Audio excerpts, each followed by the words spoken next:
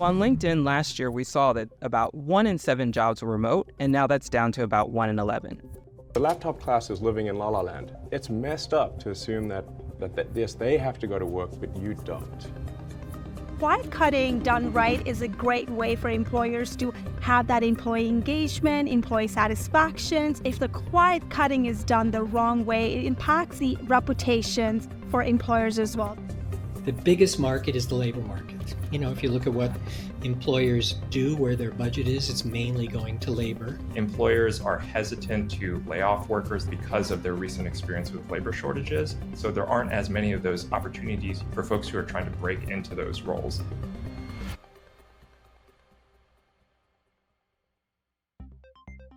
On paper, the job market now looks solid.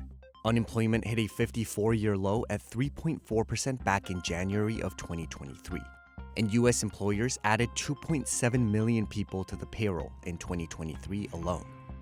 The January jobs report also showed the 2024 labor market was off to a solid start. When we look at the hard data, it seems to suggest that the labor market has been fairly strong and, in fact, surprisingly resilient, especially after 2023, where we had headlines about layoffs and forecasts of recession. But when you look at the soft data, Americans tend to be a little bit less optimistic about how the economy is doing, and in particular about the job market. Politicians just talking about how the economy is so great. I just want to scream from the rooftops. Then how come no one can find a job? Recently, unemployed full-time workers applied to an average of 30 jobs, only to receive an average of 4 callbacks or responses. If you look at the job vacancies, they're down a little bit, but not down enormously. But if you ask, how hard are you working to fill them? The answer seems to be not very right now. So why does it feel so hard to get a job right now?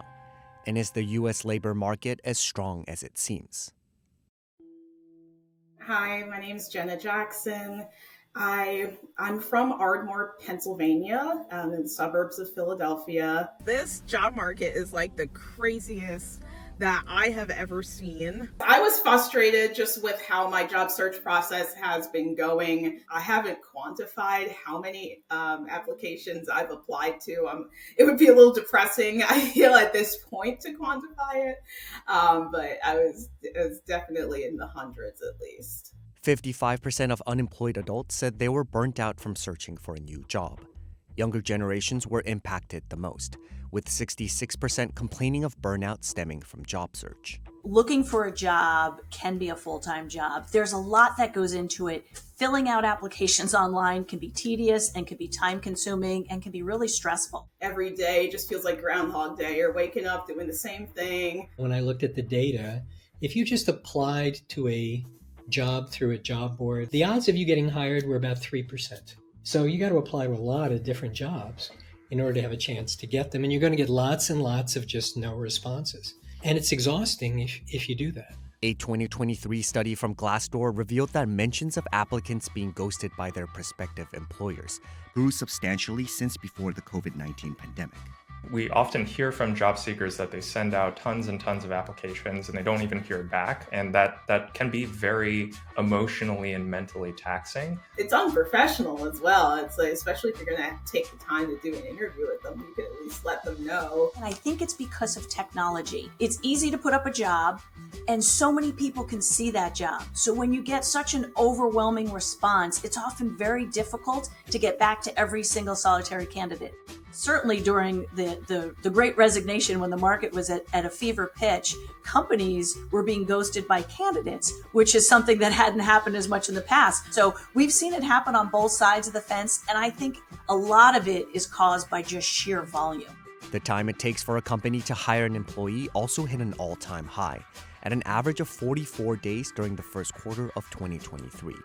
With some industries like the energy and defense sector taking more than 67 days for hire.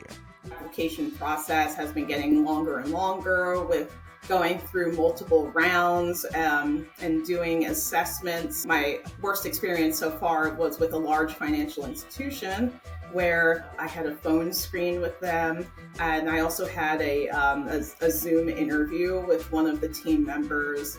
After that, I had a case study where I was given very vague instructions. They got back to me and said that the team didn't feel like there was enough. They gave me another attempt. In the end, I just ended up just going back to the recruiter and saying, like, I'm sorry, I don't think this is the best fit. Because even if I did move forward and, they were okay with my revision, there still would have been 3 more interviews. A lot of employers think that doing more interviews is a good thing, and it's not a good thing. Most job interviews are not doing anything important. They don't know that the questions they're asking are going to reveal anything about whether you're a good candidate or not. They don't know when they ask the question what the right answer is. And this is a development that's been going on for a while. It's not a good thing for anybody. And even if the labor market was stronger, you would still be seeing some of this. There are generally 2 terms economists use to describe the state of the job market: tight and loose. Usually when economists talk about a tight labor market, they mean hot, essentially. And mostly what that means is it is difficult for employers to find workers. And so in that context, employers tend to be more hesitant to lay off workers. They tend to try to be more aggressive about how they hire, whether that means offering bonuses or offering on-the-job training. By contrast, a loose labor market or cold labor market is one where there might be layoffs, it might be hiring freezes, it might be difficult to find a job for workers who are either already in the workforce or workers who are trying to enter the workforce for the first time. The American labor market has remained extremely tight following the end of the pandemic. So many companies had to scale back during the pandemic, and then all at once, companies were able to hire again as their businesses started to move. So you had so many job openings happening all at the same time. Job openings surged to historic highs, while the country continued to struggle from a devastating labor shortage. With so many plentiful job prospects, even working Americans quit their jobs at a record pace for new jobs, in a trend that came to be known as the Great Resignation. But the job market is beginning to show signs of cooling. There's less of a frenzy on the part of the employers. If you're somebody who wants a job, you would like a frenzy on the part of the employers because you would like to have lots of people trying to hire you. I think one interesting thing about the job market right now is that it is strong, but the hiring rate is low, and similarly, the layoff rate is actually very low. The layoff and discharge rate in the U.S. has been hovering near historic lows, despite the barrage of layoffs reported specifically within the more visible tech and media sectors. So I think what might be going on here is that employers are hesitant to lay off workers, they're hesitant to push workers out because of their recent experience with labor shortages. But on the flip side, that also means that a lot of workers are sitting tight, they're not quitting, they're not being laid off, and so there aren't as many of those opportunities you would normally expect from attrition for folks who are trying to break into those roles. Meanwhile, research from LinkedIn found that job seekers' search intensity in the US grew by 27% in 2023, compared to the year before.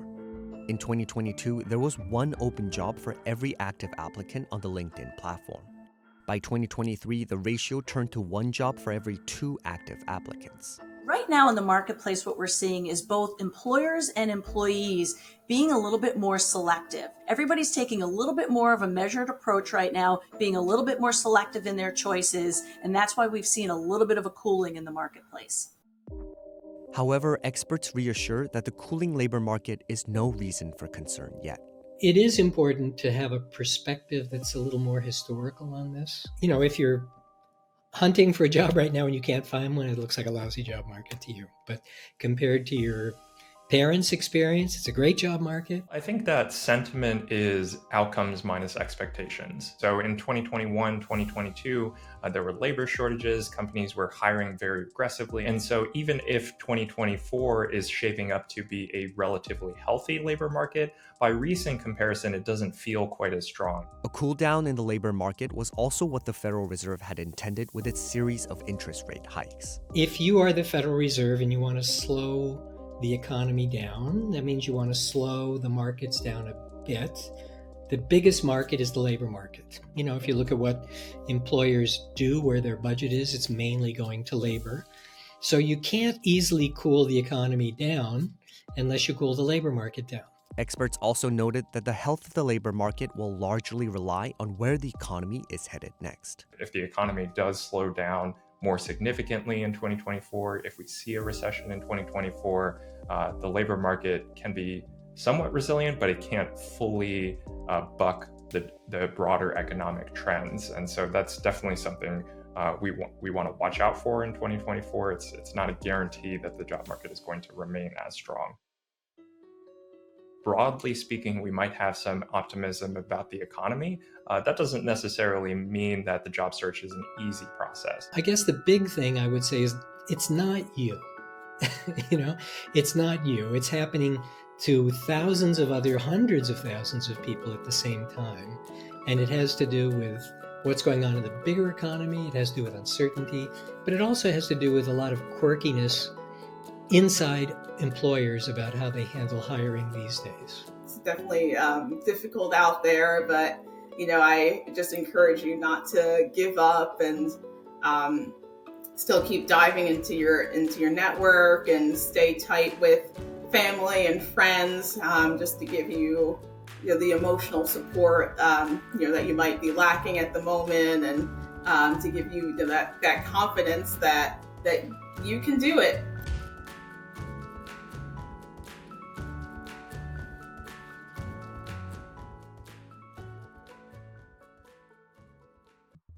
This is how corporate America feels about remote work in 2023.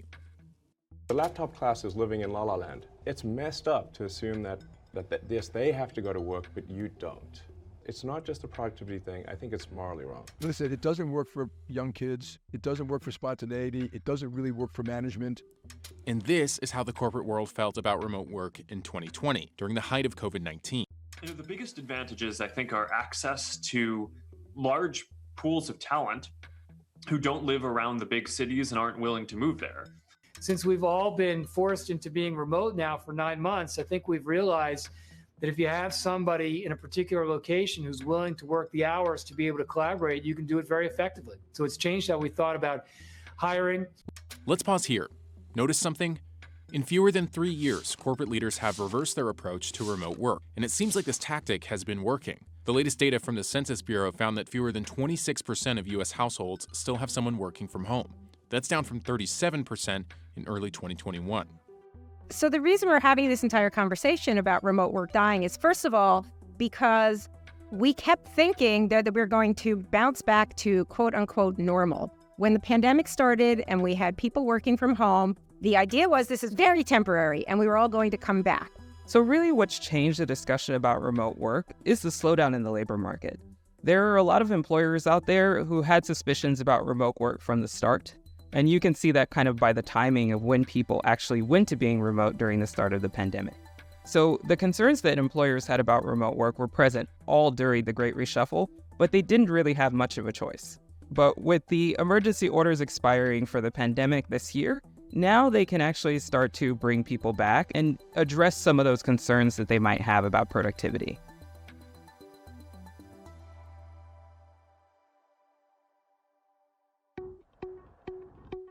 Remote work was thrust upon us basically by the pandemic. Before the pandemic, remote work was pretty rare, so about 5% of days. We were forced to work from home. All managers and professionals were basically fully remote for much of 2020. And then it turned out it's worked really well. Such as no commute, working in your sweatpants, doing your laundry between Zoom calls, but also just the savings in terms of time, in terms of money, in terms of your commute, in terms of being able to spend more time with your children or pick them up from school. People quickly found ways to be productive, to continue communications together, and to keep collaborating together in whatever tools they could invest in to support that work and that teamwork. As the world slowly started to open up, corporate America began to change its tune on remote work, so much so that some firms now even threaten to fire their employees if they don't show up at work. Zoom, the company this is, now throwing in the towel on fully remote work. Even Zoom, the video conferencing company that helped make the remote work boom happen in the first place, is also taking a hard line on return to office. It's an abrupt shift from last year when it suggested a majority of its employees would work a hybrid schedule with just 2% working in person full time. So some of the pushback remote work is driven by concerns about productivity. There have been some experimental studies that show that there's some productivity impact potentially from remote work. But those studies are also experiments, right? It's unclear how they apply to the broader labor force. The United States does have a productivity problem.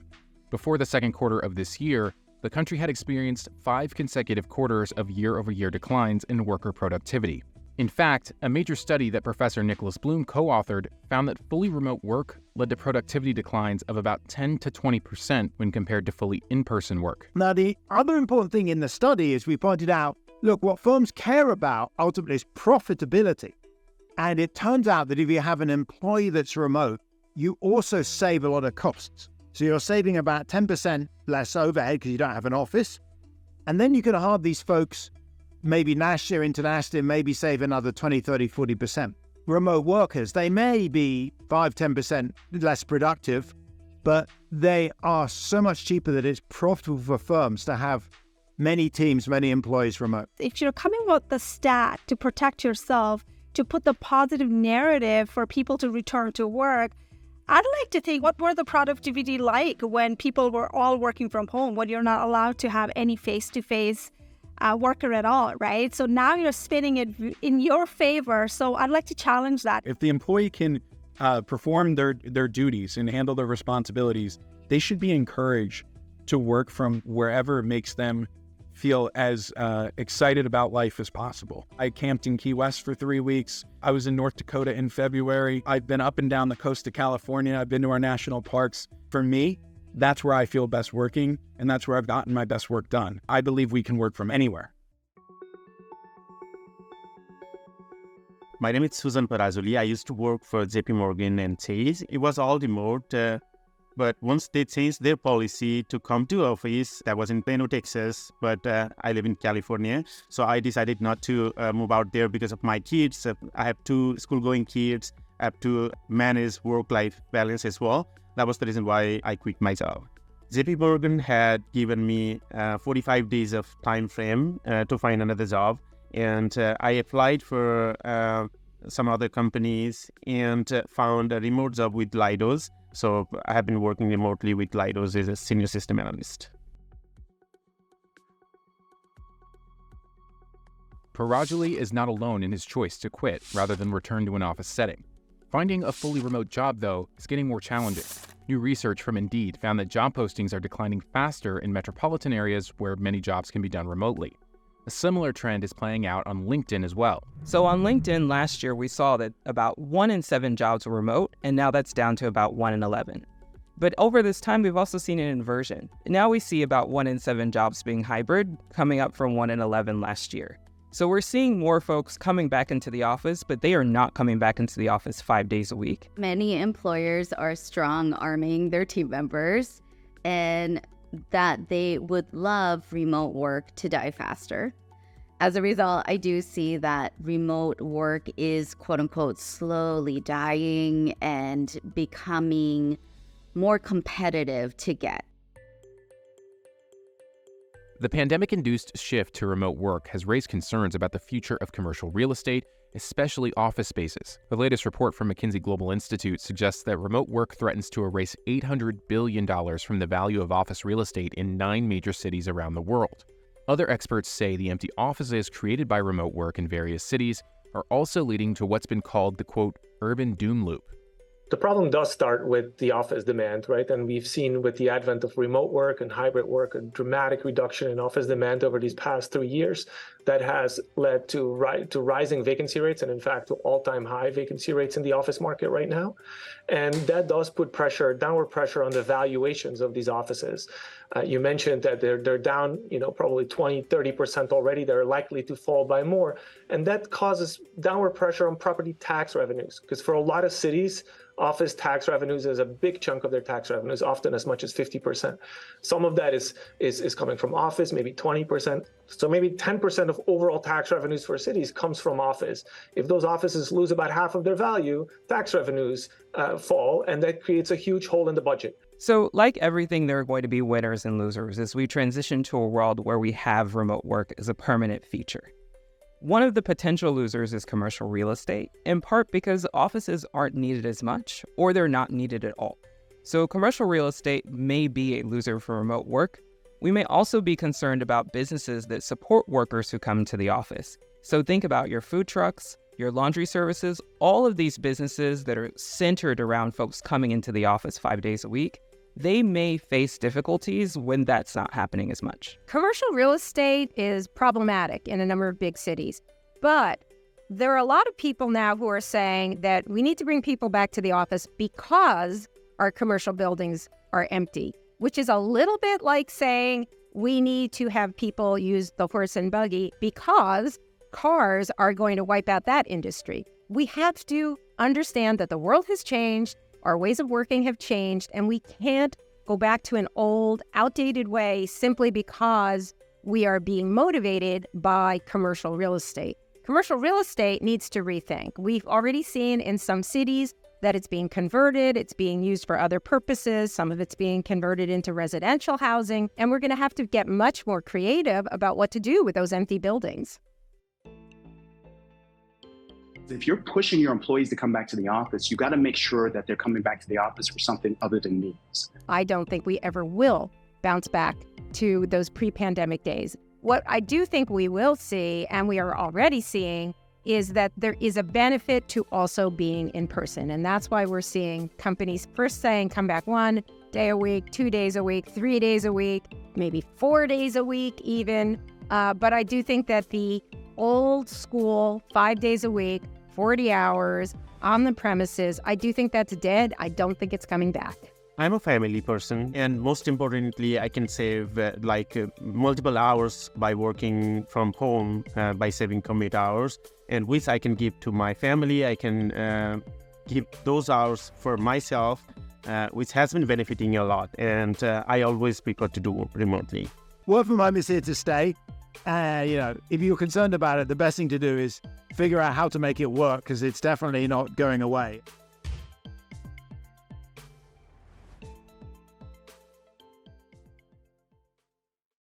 Hey, so I have good and bad news. Which do you want to hear first? What's the bad news? Your current role has been eliminated. Okay, what's the good news? You're being reassigned. This is an example of quiet cutting, a new workplace trend that's been dominating the headlines. We've talked about quiet quitting. Now there's a new trend, quiet cutting. A new trend is here, quiet cutting. Some bosses have been trying out a new technique called quiet cutting. Quiet cutting is restructuring and reassigning the roles and responsibilities for a completely different thing by not giving them layoff and portraying like, we have something for you, we'll take care of you. Here is the job, take it or leave it. And that basically is avoiding layoff in certain scenario by the employer to employee. For the past few years, we have seen quiet quitting, we've seen the Great Resignation, and all of this was a sign of a strong economy, a strong labor market, tight labor market. Employees have had the upper hand. Quiet cutting is a suggestion that the tables are starting to turn, that employers are starting to have that upper hand now.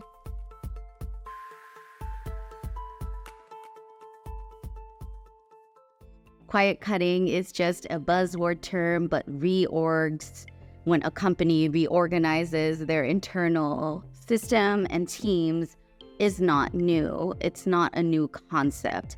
And reorgs have historically either been made to benefit the company, but have historically always frustrated employees. It is being highlighted as a different aspect of the mass layoffs and changes in the field of work that we're seeing. This is Matt Conrad. He's been reassigned twice at IBM. He ended up with a job he loves, but the reassignment process took a toll. Yeah, so I was actually reassigned, I think, twice in 366 days. And unfortunately, I live with mental health disabilities and major depression, complex PTSD, and anxiety disorder, and all three kind of kicked in simultaneously.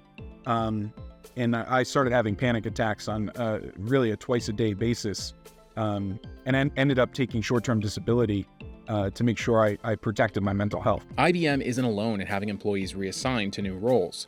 Big-name companies like Adidas, Adobe, and Salesforce have been enforcing large-scale reassignments. Also, LinkedIn research published in May found that hiring has continued to slow in many countries, but internal mobility is trending upwards in several industries. Some economists say that despite the overall U.S. job market remaining strong, companies are fearful of what lies ahead, so they're resorting to the quiet cutting tactic. Quiet cutting is happening because companies are fearful of what's coming down the pipe. They're fearful that the economy will go into recession or that they will run into economic headwinds, and they are concerned that they're going to have to cut down the line. And so this is a little bit of insurance for them. The other thing it does is it potentially saves employers money, because if you have to do a major layoff, then you have to pay severance. There's all sorts of other financial issues that come into play that will cost you money. So this is sort of a way to have some savings and hopefully get rid of some employees. It's really unfortunate. It does not reflect well on the companies, and it really is very harmful to employee morale. So one of the things that typically happens during business cycles is this process that economists refer to as creative destruction. So as we figure out what the next step is when you see demand slowing down, what's the new product you're going to release, you want to create, but then in order to create, you need to cut costs. And that's part of the destruction. So really, businesses are trying to optimize for the future, and that results in these things that we call reorganizations that are often being referred to as quiet cutting. Quiet cutting done right is a great way for employers to have that employee engagement, employee satisfactions. But if the quiet cutting is done the wrong way, it impacts the mental health, it impacts the employee engagement, it impacts the reputations for employers as well. So they really have to think it through if the quiet cutting is the right approach to go by right now, or maybe layoff it is, because they really have to think it of if it's the right approach. For me, what I learned is you have to go through the process of grieving, of being angry, of loss, and then see what doors will open up, see what windows will open up. I never would have thought I would have ended up on this team. I never would have thought I would work for a manager who really has my back and supports me. And now both those statements are true. I love what I do, and I love who I work for. I would encourage all employers to consider the pros and cons, and if anything else can or should be done. Perhaps, giving an employee an option between two roles, if that's a possibility, or even saying, hey, would you like a severance package of some sort, or would you like to be reassigned? Just giving employees some say in the process, I think, would make them feel more comfortable about the whole thing.